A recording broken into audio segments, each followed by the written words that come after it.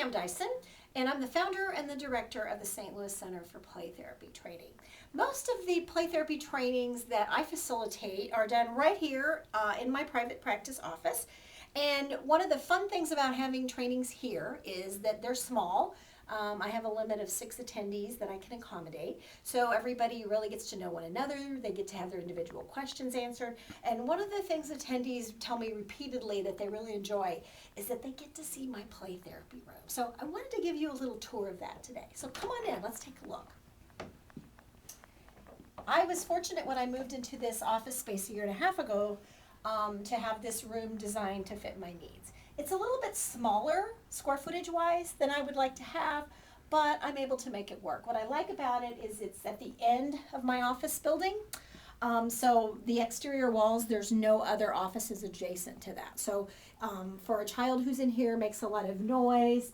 It's not going to bother any other tenants. And the waiting room is way down at the other end of the hallway, so parents aren't always able to hear some of the noise that goes on here and be concerned about, oh wow, is my child making a mess in there, or is my child angry? So I like having my playroom kind of back and away from the rest of the activity that goes on in my office. So I like having a blind in the window so I can block out any light or any traffic, because there is a little busy street that goes right past here.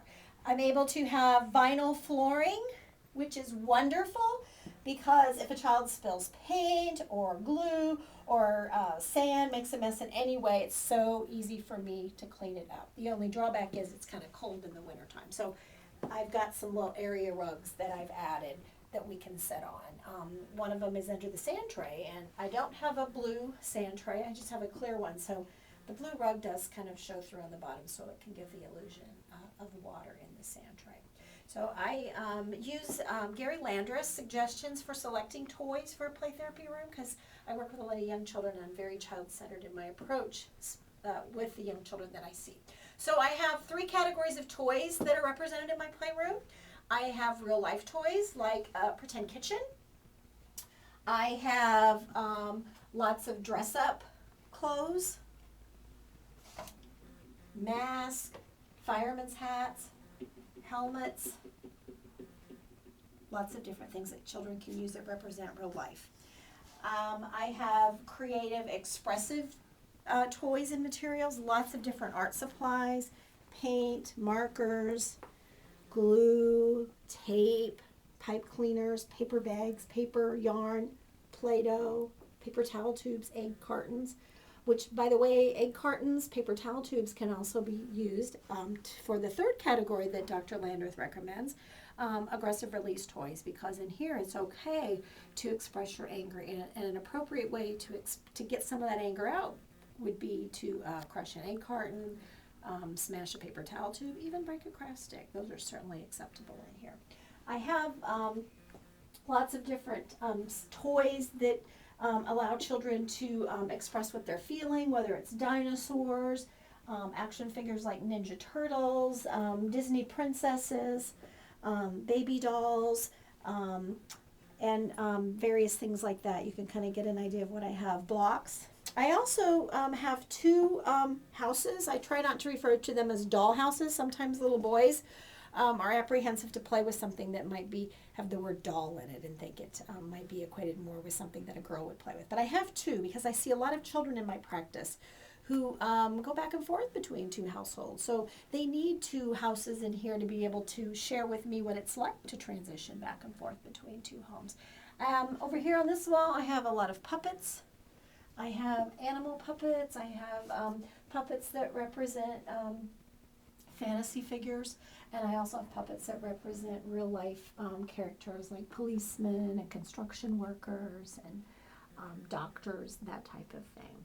So those are also, can be creative, expressive toys. A child could also use that for aggressive release with some of those toys as well.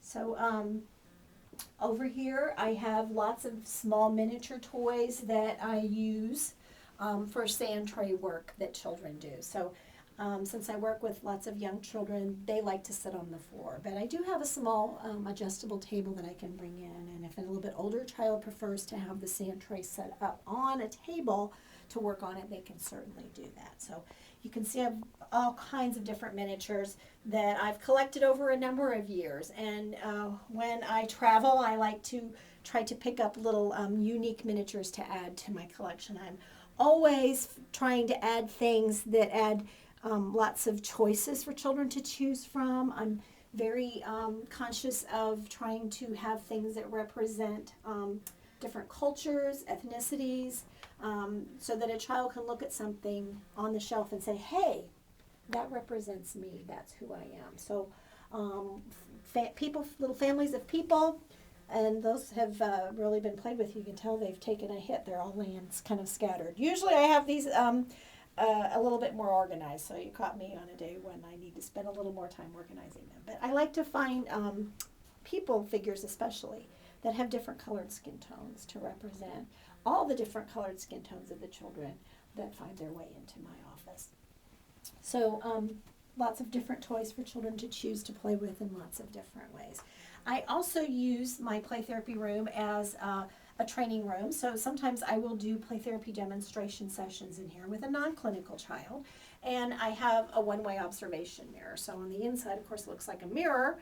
On the outside, where my training room is, training attendees can look in and observe the session. And I don't have the room wired for sound, but I do have a cable that runs through the ceiling, and I can drop down a microphone. And there is a speaker out in the training room, so we can listen to sound that way as well. So I love my little playroom.